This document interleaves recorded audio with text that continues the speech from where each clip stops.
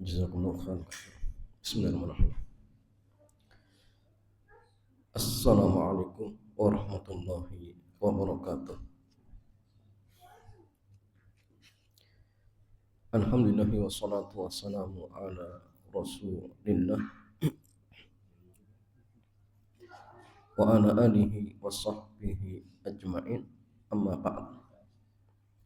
Ikhwan wa akhwati fillah, alhamdulillah di kesempatan sore hari ini kita kembali dimudahkan oleh Allah Subhanahu wa taala untuk melanjutkan kajian kita pada kitab pengantar fikih jual beli dan harta haram karya Al-Ustaz Aminul Bait hafizahullah ta'ala. Dan sore hari ini kita masih pada pembahasan seputar hak khiyar, dan sudah kita jelaskan tentang definisi khiyar, yaitu hakul aqidi fi fashin aqdi au imdo'ihi li zuhuri musawwiqin syar'iyyin au bi muqtadu ittifaqin aqdi. Jadi khiyar itu hak pelaku akad untuk membatalkan atau melanjutkan akad disebabkan alasan syar'i atau karena ada kesepakatan ketika akad. Kalau bahasa kitanya, khiyar itu ya opsi, pilihan untuk melanjutkan transaksi akad jual beli atau membatalkan. Tentu ketika ada alasan-alasan syar'i. Dan sore hari ini ikhwan wa akhwati fillah, kita masuk pada pembahasan seputar macam-macamnya. Jadi khiyar itu ada macam-macamnya, cuma. Dan ini penting untuk kita ketahui agar ketika misalkan kita terjadi kasus, dan kalau memang kondisinya seperti yang nanti akan kita jelaskan, berarti kita punya hak untuk dalam artian mengambil hak khiyar tersebut. Ya, penulis kitab mengatakan ada banyak macam khiyar. Namun secara umum bisa kita kelompokkan menjadi 4 macam. Jadi hukum asalnya khiyar itu banyak, tapi secara umum bisa dikelompokkan menjadi 3 macam, 4 macam. Yang pertama, khiyar majlis. Apa khiyar majlis jamaah? Khiyar majlis adalah khiyar bagi pelaku akad untuk melanjutkan atau membatalkan transaksi selama keduanya masih berada di majlis akad. Jadi gini, ketika kita mengadakan akad jual beli dan selama kita berada di majlis atau dalam artian di tempat kita melakukan transaksi jual beli tersebut, maka ketika itu kita masih punya hak khiyar untuk membatalkan atau untuk melanjutkan.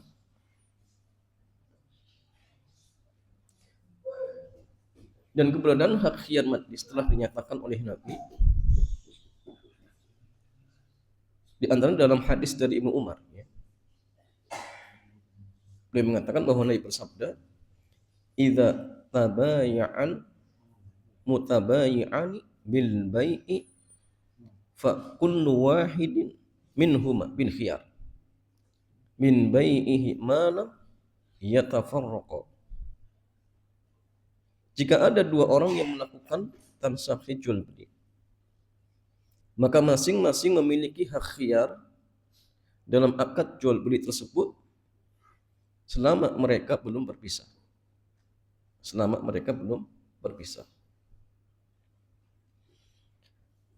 Dalam riwayat yang lain dari Abdullah bin Amr bin As, Dia juga mengatakan bahwa Nabi bersabda, al-mutabayyi'ani bil khiyari ma lam yaftariqa illa an takuna safqata khiyarin wa la yahillu lahu an yufariqa sahibahu khasyata an yastaqilahu.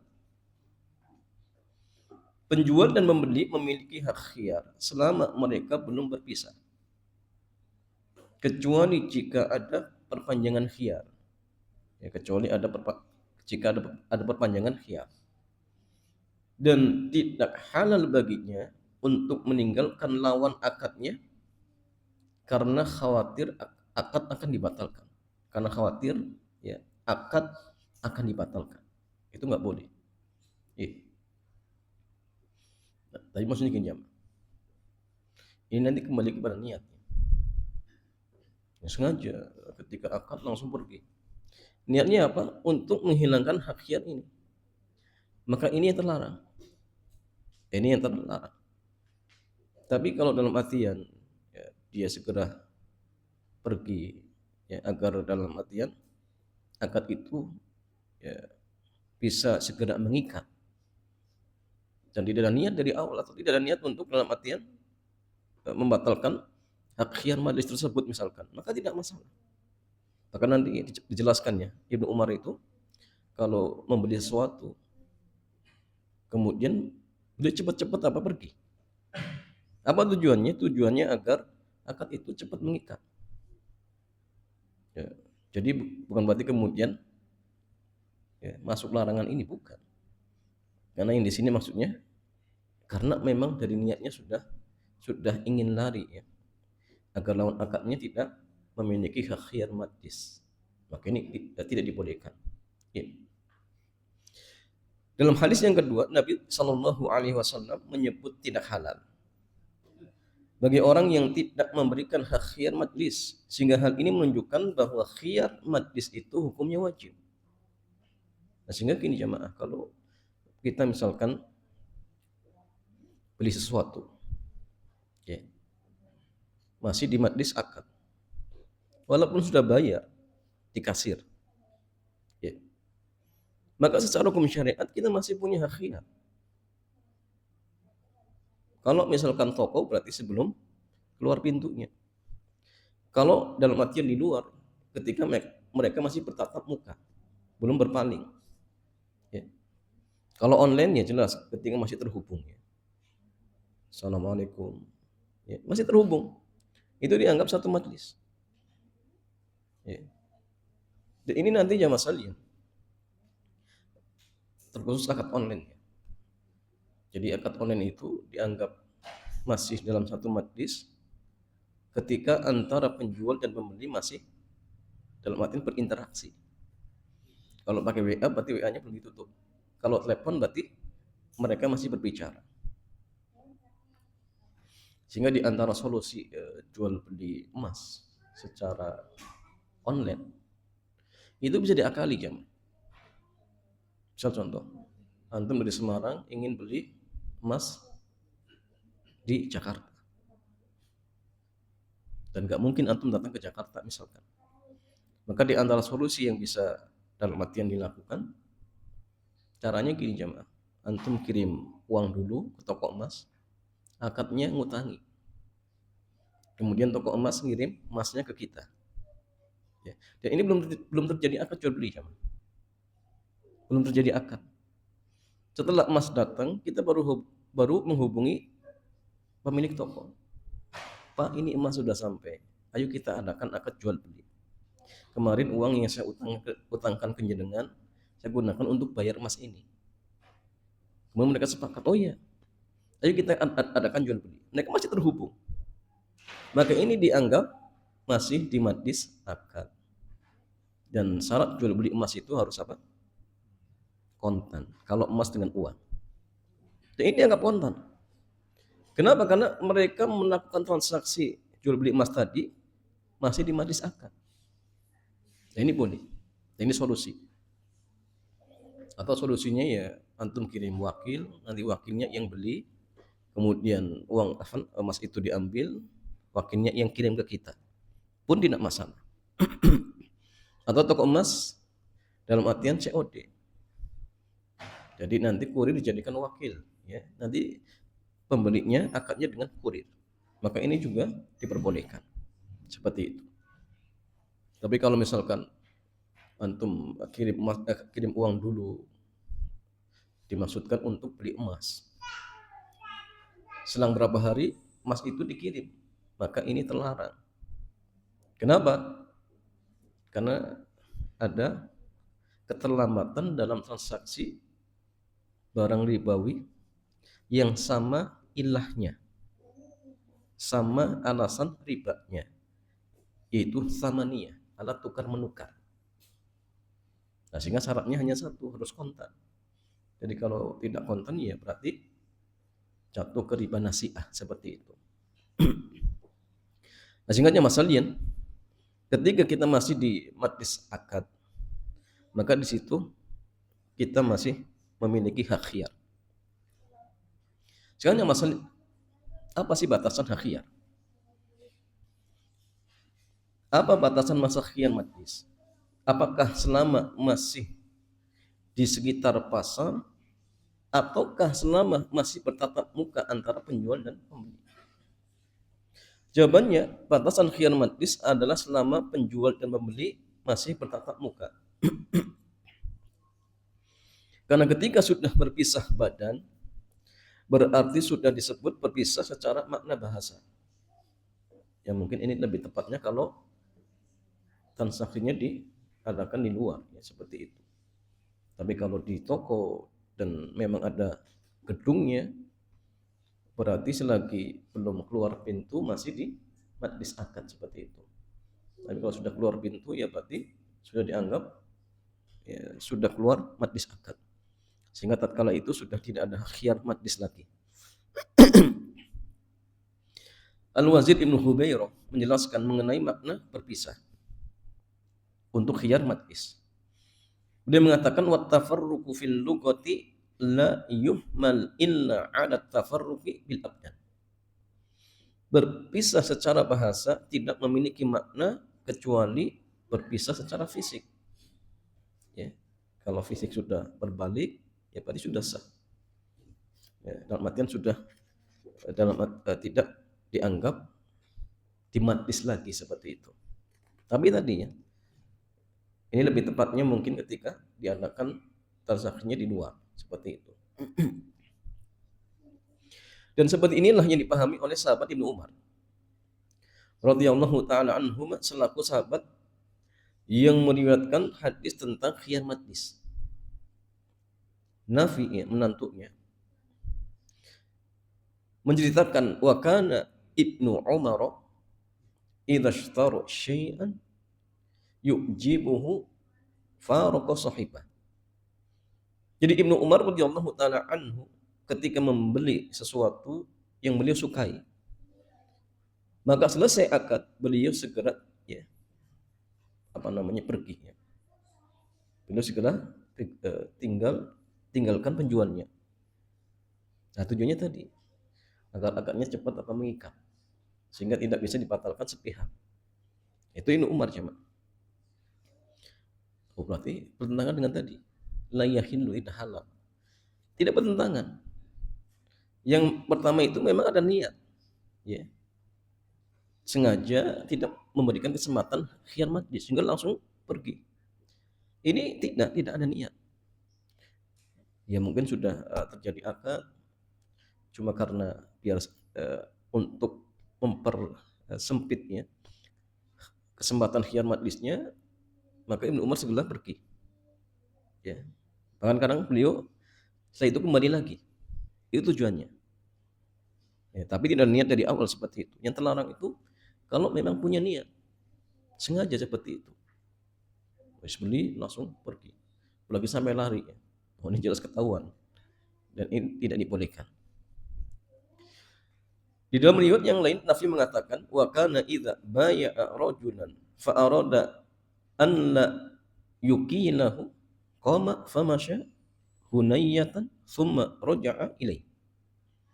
Jadi Ibnu Umar ketika melakukan transaksi dengan seseorang dan beliau ingin agar tidak dibatalkan, Maka beliau berpindah sedikit lalu kembali lagi ke penjual.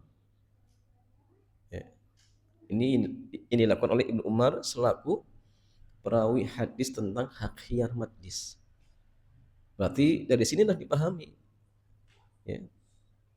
Jadi khiyar majlis itu ketika masih bertatap muka. Tapi kalau sudah berpaling, ya, badannya misalkan, maka tatkala itu sudah dianggap berpisah dari majlis akad. Dan ketika itu transaksinya sudah sifatnya mengikat. Jadi kalau sudah mengikat berarti tidak bisa dibatalkan sepihak. Dan apakah masih bisa dibatalkan? Bisa. Tapi nanti beda, bukan khiyar. Ada yang namanya iqolah. Tapi iqolah itu tidak wajib ya. Tidak wajib. Jadi itu permintaan dari pembeli karena mungkin sudah tidak butuh dengan barangnya. Akhirnya dia datang kepada penjualnya. Minta dibatalkan. Namanya hak iqolah. Dan itu dibolehkan. Tapi tidak wajib. Ya, penjualnya untuk menerima.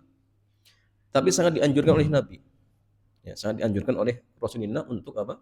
Menerima iqalah saudaranya, seorang muslim seperti itu. Okamakon. Ya jemaah sekalian, ketika si A dan si B melakukan akad di pasar, mereka saling bertemu. Ketika akad sudah deal dilakukan, lalu si A berpindah ke penjual sampingnya, maka akad menjadi mengikat. Karena khiyar majlis sudah tidak berlaku. Jadi konsekuensinya akadnya mengikat, ya, atau lazim, sehingga akad itu tidak bisa dibatalkan sepihak. Ya, sehingga akad itu tidak bisa dibatalkan sepihak. Kenapa? Karena sudah mengikat. Ya. Ini sekali lagi yang disebut dengan hak khiyar majlis. Ya. Dan yang masalian, khiyar majlis dalam jual beli online, batasan yang diberikan oleh Nabi adalah sampai mereka berpisah. Bentuk perpisahan itu berbeda-beda tergantung fasilitas transaksinya. Jual beli online, masa khiyar majlisnya berbeda dengan jual beli offline. Ya, selengkapnya kami bahas di buku Halal Haram Bisnis Online dan sudah kita bahas. Ya, sudah kita jelaskan. Jadi dianggap dalam artian masih di majlis akad, kalau online itu berarti masih terhubung. Belum ditutup apa? HP-nya seperti itu. Kalau sudah ditutup berarti sudah, ya, tidak dianggap di majlis akad seperti itu. Ya. Ini yang pertama, jadi khiyar majlis. Macam yang kedua, khiyar syarat. Khiyar syarat. Khiyar syarat berarti hak untuk memilih antara melanjutkan atau membatalkan akad selama rentang waktu tertentu. Berarti ini ada tambahan waktu. Dari khiyar majlis masih butuh waktu lagi. 3 hari, 4 hari, sepekan. Maka ini dibolehkan dengan catatan tadi ada kesepakatan.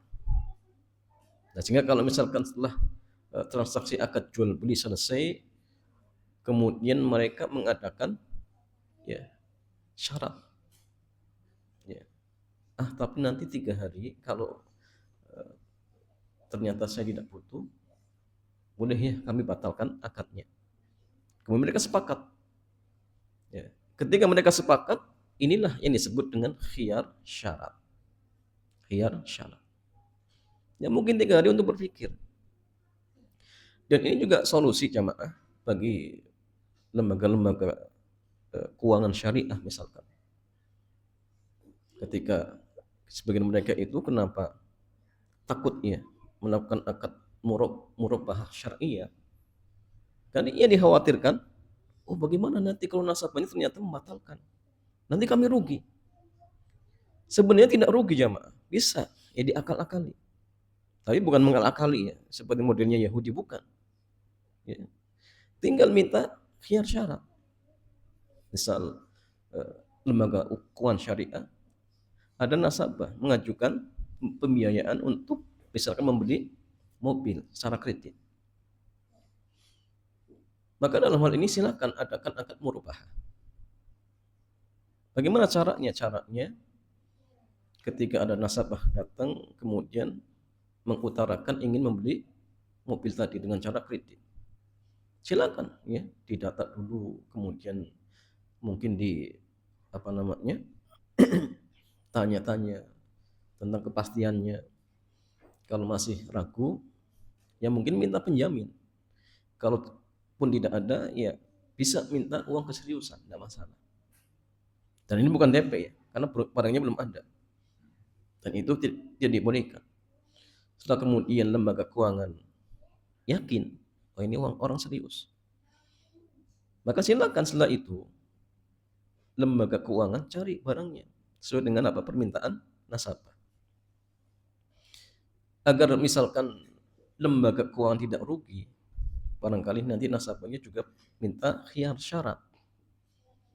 Maka dalam hal ini lembaga keuangan bisa mengajukan khiyar syarat. Cari mungkin mobil dealer yang mau menerima khiyar syarat ini. Jika membeli mobil, ya, lembaga keuangan mengatakan, Pak, tapi kami meminta syarat selama sebulan. Nanti kalau selama sebulan ya, tidak ada dalam artian pembatalan, berarti akannya mengikat. Tapi kalau misalkan selama sebulan atau misalkan sepekan, 2 pekan, kok kami tidak jadi, berarti nanti barang akan kami kembalikan. Ya. Bila mereka sepakat, berarti sudah khiyar syarat itu berlaku. Akhirnya adakan akad dengan nasabahnya. Panggil nasabahnya, karena tadi belum terjadi akad jual beli. Pas dipanggil, Pak, jenengan kemarin kan pesan mobil, ini sekarang sudah kami beli.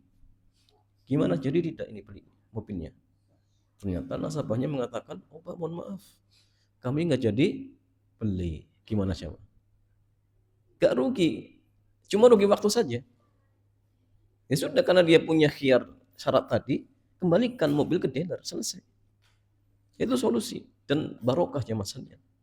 Daripada kemudian apa? Ada denda dan sebagainya. Ini tidak barokah. Ya. Atau misalkan deal, tapi pembelinya minta khiyar syarat juga. Maka dalam hal ini lembaga keuangan bisa menerima khiyar syaratnya, tapi jangan lebih dari khiyar syarat dia dengan apa dealer.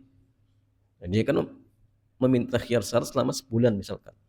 Ketika nasabahnya minta khiyar syarat, berikan misalkan sepekan atau misalkan 3 hari.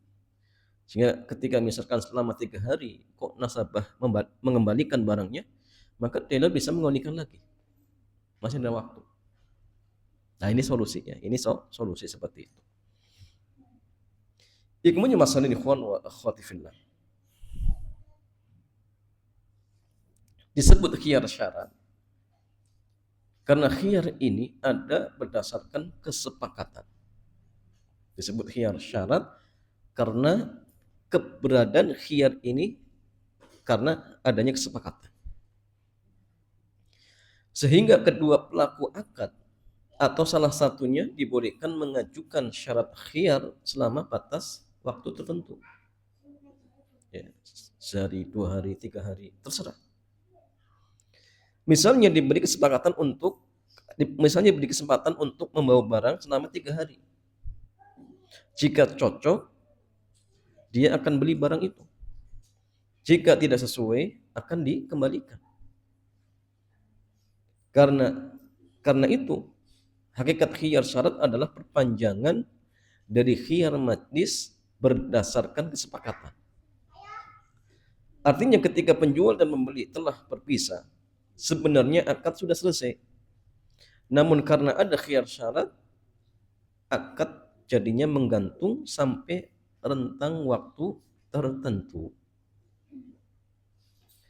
Jamaah sekalian, seandainya terjadi akad jual beli, pembeli minta khiyar selama 3 hari, berarti akad masih menggantung. Ketika barang itu dibawa oleh pembelinya, ternyata terjadi kecelakaan. Misal, pertanyaan masalahnya, siapa yang wajib tanggung jawab?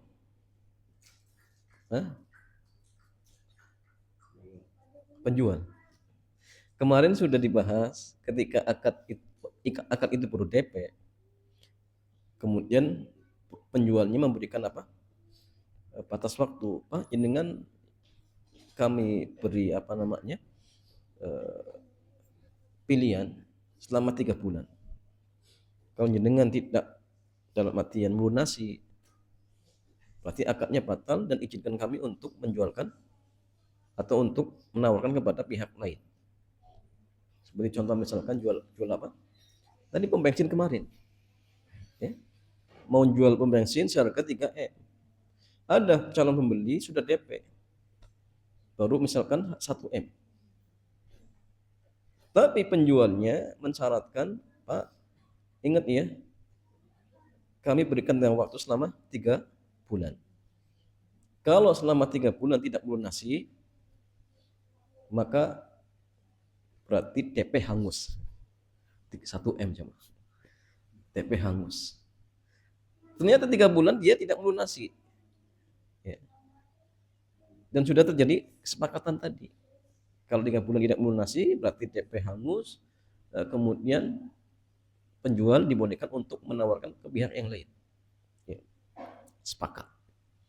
Ternyata jamaah sekalian, selama rentang waktu 3 bulan ini, pom bensin itu kan tetap beroperasi.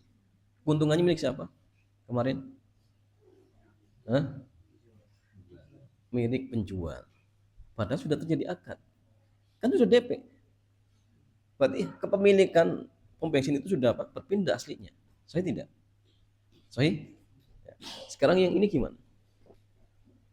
Dia minta khiyar, barang itu dibawa ke rumah. Atau misalkan yang dibeli apa, sapi. Ternyata 3 hari sapinya lahir. Milik siapa jamaah? Kalau rugi mungkin saling lempar-lemparan. Ini nganak jamaah sekalian. Milik siapa? Penjual atau pembeli? Kenapa pembeli? Kenapa jamaah? Karena barang itu sudah diserah terimakan. Dan sudah pernah kita jelaskan, bedakan antara akad atau terjadinya akad dengan serah terima barang. Beda. Kalau terjadi akad berarti berpindah apa? Kepemilikan barang. Apa ketika itu calon pembelinya sudah boleh menjual atau pembelinya boleh menjual langsung? Belum boleh. Jadi pembeli boleh menjual lagi ketika barang itu diserah terimakan. Sehingga ketika misalkan barang itu sudah dibeli tetapi masih di tangan penjual, ketika terjadi resiko, siapa yang tanggung jawab? Penjual. Barangnya hilang, penjual. Sehingga ketika dalam artian barang itu apa namanya? Membuahkan keuntungan, tetap milik penjual. Ya. Kenapa? Karena yang berhak untuk mendapatkan keuntungan itu adalah orang yang nanggung risiko. Kita kembali ke awal lagi. Kita itu dalam artian berhak mendapatkan keuntungan dari tiga apa? 3 hal. 1, modal. 2, tenaga. 3, menanggung risiko. Ya, walaupun sudah jadi hak milik dia, tapi belum sudah terimakan, maka apapun yang terjadi, ya, keuntungan, kerugian, yang nanggung adalah penjual. Tapi ketika sudah diserah terimakan, maka ketika itu jamaah sudah berpindah tanggung jawabnya. Nah, sehingga ketika terjadi kerugian atau ketika misalkan ada keuntungan, ya sudah berarti milik pembelinya. Ya, kecuali pernah kemarin sudah jelaskan ya, barang itu bisa dibawa, tetapi pembelinya sengaja tidak mau membawa, ternyata terjadi kebakaran. Kalau seperti ini ya jelas yang tanggung jawab adalah pembeli. Kenapa? Dia mampu untuk membawa tapi tidak dibawa sengaja, biarkan di tempat penjualnya, atau bahkan penjualnya mau ngirim tapi dia halang-halang, oh jangan. Ya, maka kalau seperti ini sudah tanggung jawabnya apa? Terbebas seperti itu. Ikunya masalah ini, ikhwan wa akhwati fillah.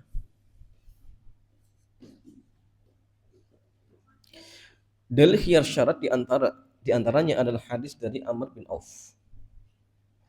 Beliau mengatakan bahwa Nabi bersabda, "Al-muslimuna ala syurutihim illa syartun harrama halalan aw syartun ahalla haraman." Kaum muslimin harus mengikuti syarat atau kesepakatan yang mereka sepakati, kecuali kesepakatan yang mengharamkan yang halal atau menghalalkan yang haram. Ya. Tapi selagi dalam artian tidak sampai tadi menghalalkan yang haram, maka syarat itu berlaku. Ya. Dan Rasulullah juga bersabda, "Al-mutabayyi'ani bil khiyari ma lam yaftariqa illa an takuna safqata khiyarin." Penjual dan membeli memiliki hak khiyar selama tidak berpisah, kecuali bila telah disepakati untuk memperpanjang hak khiyar. Ya, berarti nanti berlaku khiyar ini ketika mereka sudah sepakat. Sekarang jamaah sekalian, aturan yang berlaku ketika di masa khiyar syarat ini seperti apa? Kita lihat. Aturan yang berlaku selama masa khiyar syarat, yang pertama, selama rentang masa khiyar, penjual boleh mengizinkan pembeli untuk memanfaatkan barang. Boleh. Yang kedua, jika terjadi risiko dengan barang yang dijual tersebut, selama pemakaian pembeli, maka pembeli yang harus menanggung risiko. Harus. Kenapa? Karena barang sudah diserah terimakan. Yang ketiga, ketika masa khiyar berakhir, maka akad menjadi lazim, mengikat.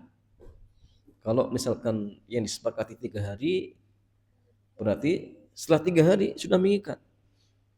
Jadi arti mengikat tersebut maksudnya tidak bisa dibatalkan sepihak, nggak bisa.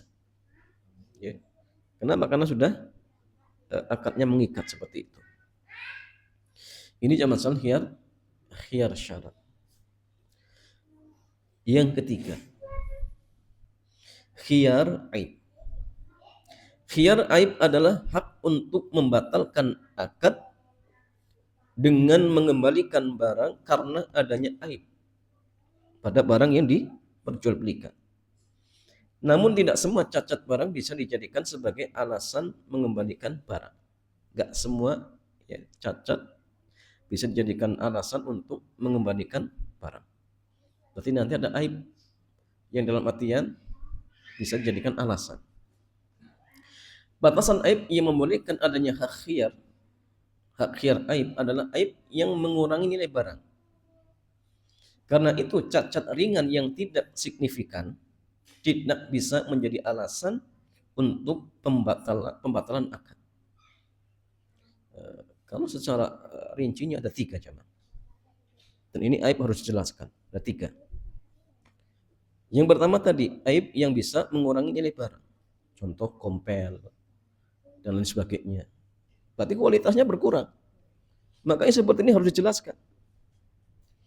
Yang kedua, aib yang bisa menyebabkan harga itu turun. Misalnya, kalau barang itu sempurna harganya 3 juta, tapi ada aib tersebut, harusnya 2,5 juta. Maka aib yang seperti ini harus dijelaskan.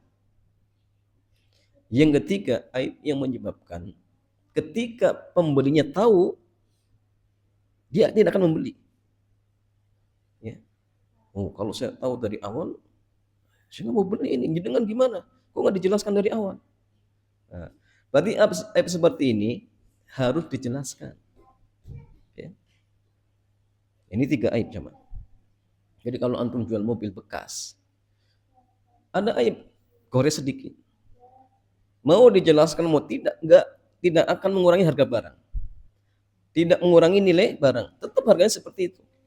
Ya. Dan seandainya orang tahu pun, ya wajar. Yang namanya barang bekas ya goresan wajar. Ya nggak perlu kemudian antum jelaskan, Pak, nih antum mau beli mobil anak, ini goresannya ada 1000 jumlahnya, nggak perlu. Antum hitung goresan itu ya repotnya mas kalian. Ya. Jadi ada aib-aib yang memang harus dijelaskan, ada yang tidak perlu seperti itu. Tapi secara inti tadi 3. Jadi aib yang mengurangi nilai nilai barang, aib yang bisa mengurangi harga barang, aib yang bisa menjadikan pembeli itu kalau tahu tidak akan membeli, maka harus diperjelas atau harus dijelaskan. Kalau kemudian kok tidak dijelaskan, setelah terjadi akad, pembelinya tahu, waduh, kok barang seperti ini, maka dia punya hak khiyar aib. Artinya jamaah sekalian, dia punya hak untuk membatalkan. Penjualnya nggak terima, Pak, saya nggak mau, nggak bisa. Kalau kemudian dia menolak, zalim, nggak boleh. Ya, kalau dalam artian hidup di negara yang memang terapkan syariat Islam, harus paksa. Kalau di kita memang repot ya, Mas. Apalagi kalau transaksinya dengan selain Muslim, kan repot. Mereka nggak punya aturan. Tapi secara syariat dia punya hak untuk membatalkan. Anda pesan barang, warnanya putih, tiba-tiba dikirim warna hitam, itu boleh dibatalkan tidak jamaah? Boleh, karena beda dengan spesifikasi yang antum pesan. Silakan, tidak masalah.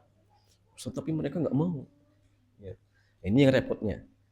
Kalau kita berakad dengan orang yang nggak paham syariat, ya. Kadang malah ributnya seperti itu.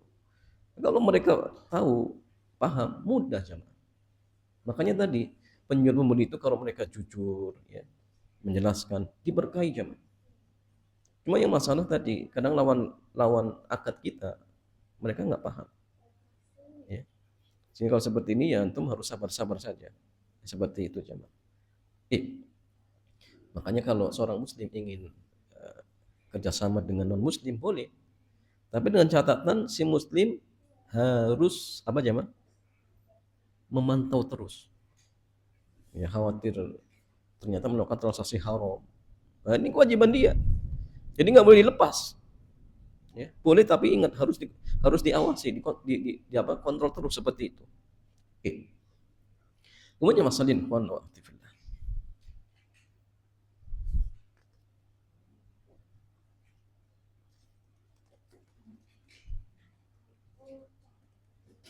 penjual wajib menceritakan aib barang.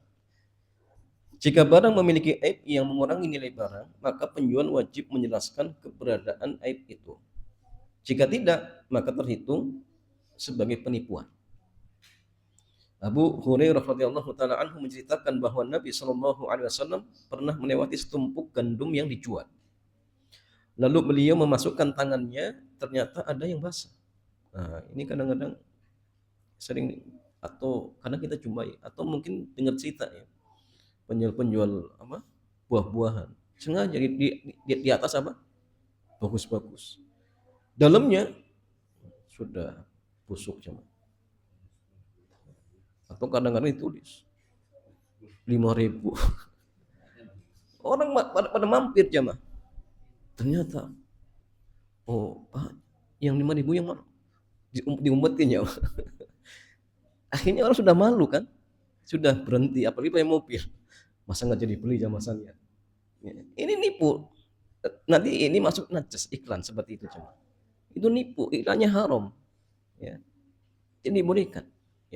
Tidak dibolehkan seperti itu jamaah. Kadang orang yang tidak paham syariat, oh ini marketing, ini modern. Ini marketing setan jamaah sekalian. Ya. Kadang orang nggak paham. Yang penting intinya apa? Ya laku. Dengan memasang model-model yang kadang buka aurat, macam-macam juga. Kadang mereka punya ide, tapi idenya tadi karena tidak di dalam artian kontrol oleh syariat, nggak paham ilmu syariat, akhirnya menghalalkan segala macam cara, padahal ya haram seperti itu. Termasuk tadi ya, nipu-nipu iklan seperti itu. Ya masalah ikhwan wa akhwat. Lalu beliau memasukkan tangannya, ternyata ada yang basah.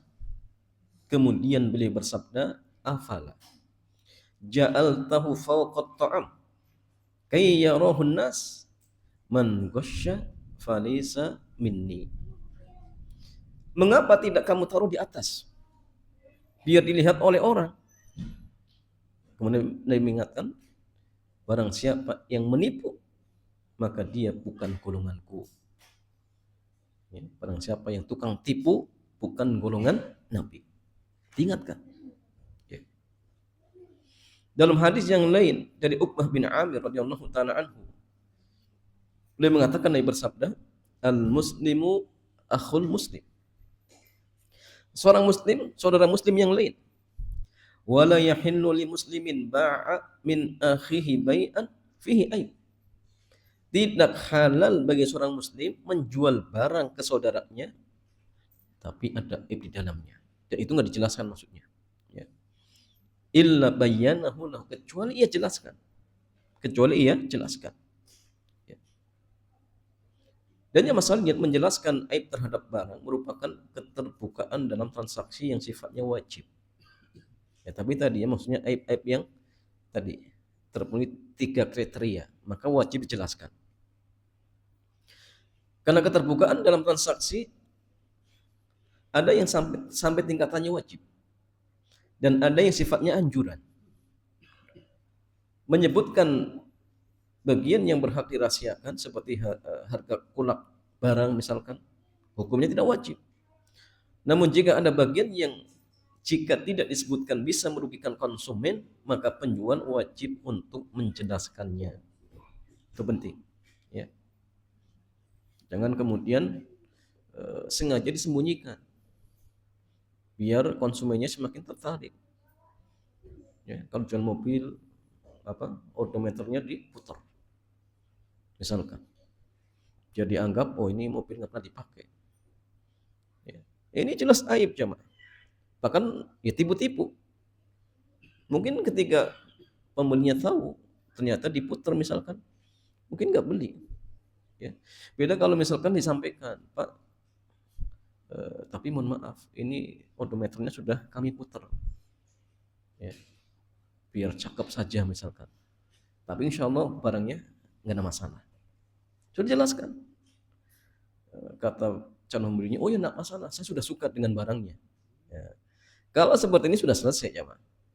Kalau kemudian setelah 3 hari, ternyata saya nggak jadi beli. Ternyata odometernya sudah diputar. Kan kemarin sudah dijelaskan. Jenengan tidak protes. Bahkan mengatakan nggak masalah. Kalau sudah seperti ini, berarti khiyar aibnya sudah tidak ada. Tidak berlaku seperti itu. Tapi kalau tidak dijelaskan, kemudian setelah terjadi akad, kok ketahuan aib tersebut misalkan, maka berarti ketika itu ada hak khiyar aib seperti itu. Yang punya masalah lihat. Khiyar aib adalah hak pembeli. Ketika pembeli menemukan aib pada barang yang dibeli, maka dia memiliki 3 hak. 3 hak. Ya. Kalau diringkas ada 2 hak. Membatalkan, melanjutkan. Itu secara umum. Diperinci ada 3. Yang pertama, mengembalikan barang itu dan meminta kembali uangnya. Kembalikan barangnya, minta uangnya, selesai. Berarti batal akadnya. Yang kedua, tidak mengembalikan barang, namun dia berhak meminta al-arsh. Ya, pakai hamzah ya, bukan ain. Kalau ain arsh. Ini arsh ya, arsh. Ya, arsh. Apa artinya jamaah sekalian? Selisih harga antara barang yang cacat dengan barang yang tidak cacat. Caranya tadi, barang ini kalau tiada cacat harganya berapa sih? Oh, harganya 3 juta. Sekarang ada cacatnya, harganya berapa? Oh, 2.500.000. Berarti selisihnya 500. Maka 500 ini diminta. Pak, gini, akadnya tetap dilanjutkan, tapi karena ini ada aib, saya minta ganti rugi. Ya sudahlah, karena harga normalnya ketika tidak ada aib harganya 3 juta, berarti ada aibnya ya kurang lebih 2.500.000. Ya sudah, saya minta 500. Ya. Kemudian mereka sepakat, ya sudah selesai. Atau yang ketiga jamaah sekalian, direlakan semuanya. Artinya pembelinya Ridho. Ya udahlah, nggak apa-apa lah. Ya. Hitung-hitung sedekah misalkan. Ya. Maka yang seperti ini pun tidak masalah, diperbolehkan. Ya, jadi yang ketiga direlakan semuanya, tidak dikembalikan dan juga tidak meminta ganti rugi. Jika pembeli sudah merasa ridho, maka penjual gugur tanggung jawabnya. Ini menemukan pembeli yang soleh ya, orangnya sabar, ya udah nggak apa-apa. Tapi kalau dalam artian tidak ridho, ya penjual harus rela ketika misalkan dikembalikan seperti itu. Nah, kemudian masalah ikhwan wa fillah, bagaimana dengan jual beli dengan syarat lepas tangan? Al-bai' bi syarat al-bara'ah. Al-bara'ah ya. Ketika penjual mengajukan syarat kepada pembeli untuk tidak menerima komplain terhadap aib barang setelah terjadi serah terima misalkan, dan pembeli setuju dengan persyaratan ini, penjual bisa bebas tanggung jawab dengan syarat semacam ini, atau bolehkah pembeli mengajukan hak khiyar setelah dia setuju dengan syarat ini? Ya. Maka dalam hal ini ada dua keadaan. Yang pertama, pembeli telah mengetahui cacat barang atau cacat itu sangat jelas terlihat di permukaan. Jika ada kesepakatan bebas komplain, ya, maka penjual bebas dari cacat ini, karena pembeli telah merelakan adanya cacat pada barang yang dia beli, yang baru diketahui pasca akad. Ya, artinya penjual mengatakan sudah punya anak lepas tanggung jawab. Ini ada aibnya. Dan kalau terjadi akad, anak mau jawab, lepas tanggung jawab. Pembeli juga tahu, melihat, tapi tetap dibeli. Berarti ketika misalkan setelah terjadi akad komplain, maka komplain ini tidak wajib diterima. Jadi wajib diterima. Yang kedua, pembeli tidak tahu cacat, sementara penjual lepas tangan dari semua aib. Hukum yang berlaku ada dua rincian. Yang pertama, cacat itu sama-sama tidak diketahui, penjual nggak tahu, pembeli nggak tahu. Dalam hal ini penjual boleh lepas tangan, bebas komplain, karena pembeli telah menerima kesepakatan menanggung risiko ini. Dia beli barang tapi dia nggak tahu apakah ada cacatnya atau tidak. Kemudian dia kata, "Pak, saya mau jual barang ini tapi saya lepas tangan. Saya nggak tahu ada aibnya. Kalau kemudian ternyata dengan kok lihat ada aibnya, saya sudah lepas tangan. Karena memang selama ini saya nggak tahu." Kemudian pembelinya setuju, oh ya nggak apa-apa. Berarti ketika itu sudah dalam artian penjualnya bebas komplain, ya, dan akadnya sudah mengikat seperti itu. Yang kedua, penjual telah mengetahui adanya cacat itu, namun dia tidak menceritakan.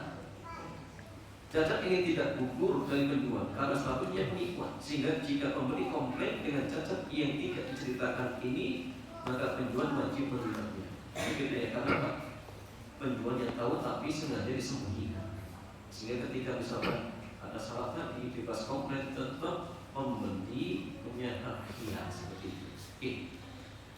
Ini masalah yang terakhir, khiyar token. Khiyar token secara bahasa artinya kurang, sedangkan secara istilah dalam kata jual beli, token artinya tindakan pembodohan yang mengurangi nilai transaksi baik dilakukan penjual atau pembeli. Jadi artinya ada pihak-pihak yang dibodohi seperti itu, karena mungkin polos, tidak tahu harga pasaran, sehingga ditipu. Ya, biasa kadang-kadang orang-orang yang memang jujur, terlalu jujur, akhirnya kadang-kadang menyatakan harganya kepada penjual, sudah jangan saja yang menentukan harga. Saking polosnya, akhirnya dijual saya sendiri. Nah itu baru tahu, oh ternyata harga pasaran cuma 300, oh itu jual sampai 1 juta. Ini kan jelas penipuan. Berarti ada yang dibodohi. Namanya khiyar token. Khiyar token. Adanya khiyar token melindungi hak penjual atau pembeli karena tidak tahunya terhadap kondisi barang atau proses transaksi. Jadi bisa yang dibodohi penjual, bisa yang dibodohi apa? Pembeli. Kalau ini dibodohi penjual, contoh misalkan orang kampung bawa barang,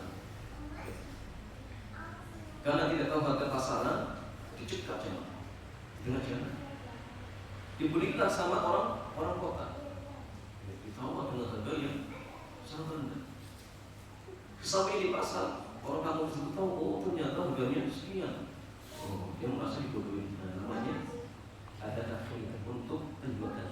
Dia berapa untuk narik barang, serahkan uang.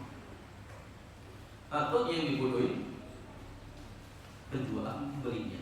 Biasanya orang kampung atau warga kemudian orang pasar sepakat. Ya, mereka sepakat nggak nawar. Akhirnya ngutus satu orang. Jangan yang tawar. Jadi kami ketika tawari nggak mau.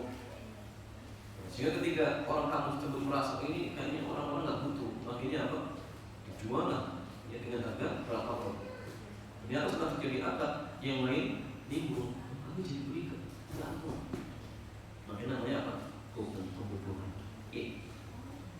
Jadi masalah yang dari Anas bin Malik radhiyallahu ta'ala anhu beliau mengatakan dari bersabda, la yahillu ri'in muslim illa bi nafsihi. Tidak halal memakan harta orang lain kecuali dengan kerelaan pemiliknya.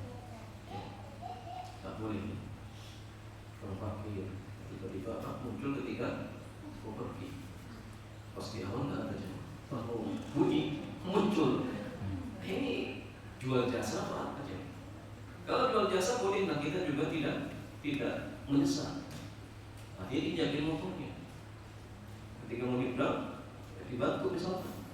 Kita pun rela ngasih pun berapa pun yang kita rela. Ini kadang orang tidak jamaah. Motor lagi jaga. Tiba-tiba pas bunyi muncul, nggak dikasih marah-marah. Akhirnya kita terpaksa. Ini nggak boleh, seperti ini nggak boleh. Ini tidak boleh. Makanya non fakir itu boleh kajian. Kajian khusus itu penting. Jadi semua ini butuh kajian ilmu mana itu seperti itu karena banyak orang sudah melakukan jual beli atau marah ternyata banyak pelanggaran. Jadi tidak sepele. Padahal risikonya dapat uang dikasihkan anak istri. Itu jadi nggak perlu kan? Ya pantas. Generasi muda kita akhirnya muncul generasi yang sulit diatur, nggak punya adab. Ternyata orang tuanya pas nyari uang tidak hati-hati ya. Jadi masalah yang paling kita. Al-Imam Ibnu Qudamah menyebutkan ada 3 bentuk transaksi yang diberi hak khiyar tanakum. Yang pertama talak rukun, yaitu memborong barang dagangan yang dibawa oleh petani sebelum mereka masuk ke pasar. Sementara petani ini tidak tahu harga pasar. Kemudian ketika masuk pasar, sang petani baru sadar ternyata barangnya dibeli terlalu murah oleh si tengkulak.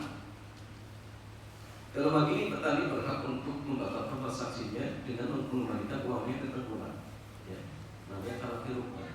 Jika dibeli dengan harga yang sangat murah, sedangkan tadi petaninya nggak tahu harga pasar. Beda kalau misalkan petani sudah tahu harga pasar sekian.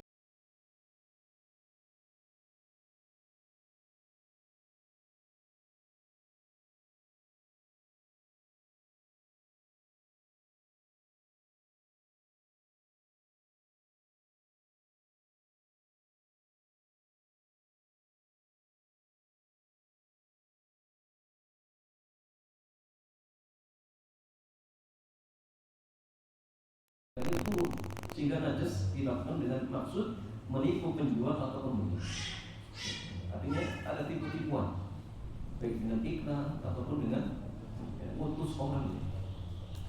Ini penjual. Ketika ada orang datang untuk mencari dengan temannya, nanti kalau ada orang datang, nanti nawar ya, maka dia temannya. Ketika calon konsumennya mau beli, saya tawarin 1 juta. Temennya datang, saya beli 1.500.000. Ternyata dia memang dibutuh. Akhirnya apa? Ini kok seperti ini. Akhirnya mungkin dia naik. Namanya jelas.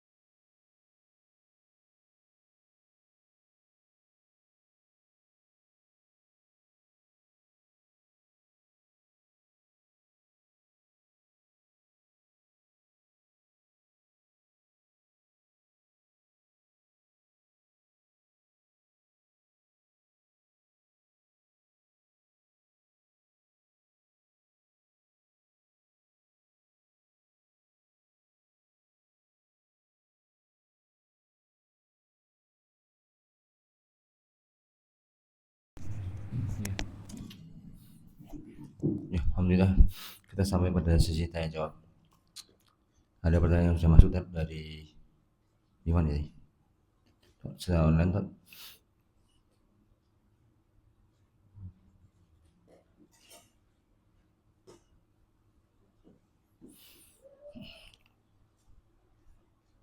Assalamualaikum warahmatullahi wabarakatuh Ustaz. Wabarakatuh. Semoga Allah senantiasa merahmati dan menjaga Ustaz, keluarga dan guru-guru Ustaz dan tim kajian Faiz. Izin bertanya tentang toharoh Ustaz. Toharoh. Apa hukum membeli barang atau makanan yang Oh iya. tipu nih. Apa hukum membeli barang atau makanan yang sedang promo di Shopee Food? Posisi kami tidak menyimpan uang di GoPay atau yang lain-lain. Ada tiga pertanyaan itu. Apa hukum membeli barang atau makanan yang sedang dipromosikan, tapi posisi kami tidak sebagai tidak menggunakan GoPay maksudnya? Ya, terus dia beli. Ya. Dan kemudian transfer langsung. Artinya dia tidak. Ya. Semuanya boleh mas. Karena kalau seperti ini statusnya, ya hadiah. Harga aslinya misalkan 100.000, pas promo 90.000. Akhirnya dibeli. Maka seperti ini menjadi polisi. Kenapa? Ya karena dia bukan dalam artian nasabah dari apa? Shopee. Kecuali kalau dia punya tabungan yang diberikan kepada Shopee, kemudian dengan menabung tersebut atau menyimpan deposit tersebut, akhirnya dapat potongan harga. Maka potongan harga ini dianggap apa? Tambahan dari utang piutang. Dan kebetulan Ibu Bet mengatakan suruh menjual manfaatkan bahwa tidak. Dan utang piutang yang menarik manfaat jatuhnya itu. Ya kalau dia tidak pakai Shopee, maka ketika itu apa? Tapi maksudnya ini, dia punya Shopee tidak punya tabungan di Shopee. Nggak punya katanya. Nggak punya, itu murni hadiah. Beda kalau misalkan dia punya Shopee. Dan ada apa? Tabungan ke Tokopedia ataupun Shopee Pay atau Shopee misalnya. Tapi kan itu nggak pakai Shopee-nya, nggak pakai Shopee Pay-nya. Tapi dia transfer sendiri, ya sama saja. Tadi potongan karena dia apa ya? Menggunakan Shopee. Tapi kalau murni misalkan dia tidak punya tabungan atau tidak punya deposit misalkan, maka begitu tidak masalah. Atau gini, promo itu yang masalahnya berlaku umum. Ya, artinya mau yang punya akun apa GoPay, apa Shopee Pay dan sebagainya misalkan, atau yang tidak, harganya sama. Yang pakai transfer, harganya juga memang lagi promo. Maka yang seperti ini tidak masalah. Walaupun pakai Shopee Pay atau pakai GoPay, pun tidak masalah. Kenapa? Promonya berlaku umum. Beda kalau misalkan promonya khusus untuk orang yang punya GoPay. Masih jelas. Ini potongan orang yang punya GoPay. Pas seperti ini, berarti tidak boleh ketika itu memakai GoPay seperti itu. Kenapa? Karena dianggap tambahan dari utang seperti itu. Pertanyaan kedua, apa hukum sebuah usaha makanan ataupun usaha lain yang bekerja sama dengan Shopee Food atau semacamnya? Jadi maksudnya kalau yang ditanyakan merchantnya, penjualnya tidak masalah. Kita buka apa namanya warung baru. Ini di sekitar kampus misalkan, banyak mereka pakai GoFood dan sebagainya. Sehingga anda tidak sama, tidak masalah boleh. Tidak masalah. Yang masalah itu nanti akan level dengan apa? Dengan GoFoodnya atau dengan namanya Gojek dan sebagainya, itu yang masalah. Ada pemerintahnya, insya Allah akan masalah. Seperti itu. Jadi boleh diponong para Pertanyaan terakhir dari pertanyaan ini, apa hukum menyimpan uang di bank syariah maupun konvensional? Ya, sebenarnya ini bank konvensional ataupun bank syariah sama saja. Kenapa? Prakteknya terjadi sama-sama belum syar'i. Terkait mana yang apa? Ya, tergantung apa sisi pandang. Sebenarnya mengatakan bank syariah masih mending daripada bank konvensional. Melihat dari sisi apa ya? Melihat dari sisi mereka punya tujuan baik. Untuk apa? Lari ke syariah. Terkait ada kekurangan, ya ini hal-hal yang wajar, kan manusia. Kalau memang seperti ini niatnya, dan kata-kata yang rusak itu memang karena tidak tahunya. Maka dari sisi ini coba daripada konfet soal. Tapi kalau misalkan mereka tahu akan tak boleh, tapi sengaja melabui apa dengan Shopee, ada orang banyak tertipu. Ini biar orang apa namanya akan memindahkan tabungannya kami. Kalau mereka tahu ini akan tidak sakit. Kalau yang seperti ini apa? Lebih buruk. Kenapa? Karena lebih banyak yang mereka contoh merubah. Gak sampai merubahnya. Untuk ini besar ya. Daripada konvensional yang jelas-jelas dia riba. Yang kedua, menipu orang. Melalui syar'i kemudian apa? Ternyata nggak syar'i. Dari sisi ini lebih parah. Jadi artinya, ya kurang lebih ya hampir mirip. Maka gini, kalau kita misalkan ingin langsung, boleh tidak jamak? Karena semuanya nggak syar'i, boleh tidak? Boleh. Kalau dalam kondisi darurat. Sekarang kondisi darurat itu seperti apa? Jadi kalau dalam artian kita sudah dalam kondisi darurat, tapi boleh nabung kemana pun boleh. Oke itu gini, ketika sudah mengancam kurang lebih 5 pokok syariat, mengancam akal, mengancam jiwa, mengancam kehormatan, apa lagi? Agama, terus harta. Apa? Jadi kalau harta kita sudah terancam, artinya gini, kalau harta kita numpuk di rumah, khawatir rumah kita kebakaran, sehingga uangnya rusak, bahkan mungkin kebakaran. Atau kalau disimpan di rumah, khawatir dirampok, berarti kita sudah darurat.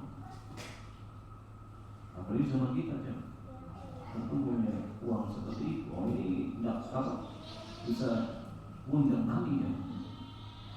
Jadi kalau seperti ini, boleh silakan menabung. Terus ini yang mana? Itu pertanyaan. Konvensional atau syariah?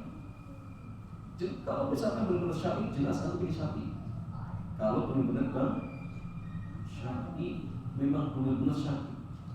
Atau memang mereka mau mengarah ke syariah, tapi sekarang masih banyak dalam arti kekurangan. Ini hanya wajar. Aku pilih ini. Tapi kalau mereka sengaja ikut kita, ya antum jangan di situ. Jadi ini pilihannya mana yang lebih kecil motornya saja seperti itu jangan. Kemudian misalkan sudah jatuh pilihan ke salah satu bank, kami lebih hanya mana yang syariah atau yang konvensional. Khusus untuk kita ya, khusus untuk kita. Mudah-mudahan mereka punya niat untuk apa? Mengalahkan syariah. Mudah-mudahan. Jadi kalau seperti ini, insya Allah lari ke BSI lebih tinggi dari sisi mudaratnya. Kemudian kalau antum lari ke situ, pilih akadnya mana? Ini akad yang antum tidak diberikan riba. Apa jamaah? Wadiah. Walaupun wadiahnya berkeliru, hakikatnya apa? Bukan riba. Tapi kan di situ tidak ada klausul antum terima apa? Bunga. Berarti begini. Maka pakai akad ini. Dan insya Allah tidak masalah. Kenapa? Karena kondisi kita sudah darurat. Coba antum simpan di rumah. Banyak kekhawatiran ya. Untuk pergi di mana? Karena kalau di berangkas itu masih apa? Takutan. Kemarin yang apa? Penjara-penjara itu kan di berangkas juga dijebol kan? Itu dijebol. Sehingga lebih amannya ini sudah. Antum tahu tidak masalah seperti itu. Kenapa? Kan sudah Allah Ta'ala itu juga jangan mudah-mudahan bermanfaat. Iya, contoh. Jadi simak dulu ya. Subhanallah wa bihamdihi asyhadu an la ilaha illa anta astaghfiruka wa atubu ilaik. Assalamualaikum warahmatullahi wabarakatuh. Waalaikumsalam.